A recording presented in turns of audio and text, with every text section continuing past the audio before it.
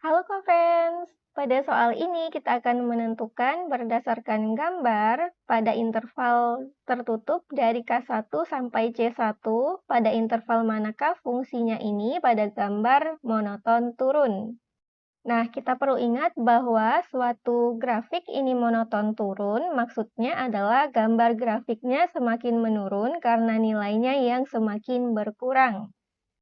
Oleh karena di sini yang diminta adalah pada gambar dengan interval tertutup dari K1 sampai C1, kita perhatikan untuk K1-nya di sini dan C1-nya di sini. Berarti yang kita lihat dari gambarnya hanyalah yang bagian sini saja. Nah, selebihnya tidak perlu kita perhatikan, sebab yang diminta hanyalah pada interval tertutup K1 sampai C1. Nah, kalau dari gambar kita lihat yang di bagian sini mengalami kenaikan, kemudian ini penurunan, kemudian ini kembali mengalami kenaikan. Berarti yang satu-satunya interval ketika terjadinya penurunan yaitu dari ketika intervalnya mulai dari E1 sampai D1. Berdasarkan gambar yang menunjukkan penurunan ini, bisa kita simpulkan grafiknya ini monoton turun pada interval tertutup dari E1 sampai D1.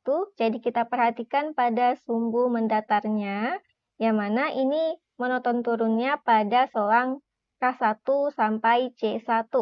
Jadi jawaban yang sesuai adalah yang pilihan A. Nah, kalau kita lihat untuk yang dari D1 sampai C1 intervalnya di sini yang terjadi adalah kenaikan. Lalu kalau B1 sampai J1 yang mana ini tentunya mengalami kenaikan dan ini ada di luar interval K1 sampai C1. Kemudian untuk C1 sampai B1 di sini juga mengalami penurunan, namun pada interval ini tidak termasuk ke dalam interval tertutup K1 sampai C1. Jadi jawabannya yang tepat hanyalah yang pilihan A.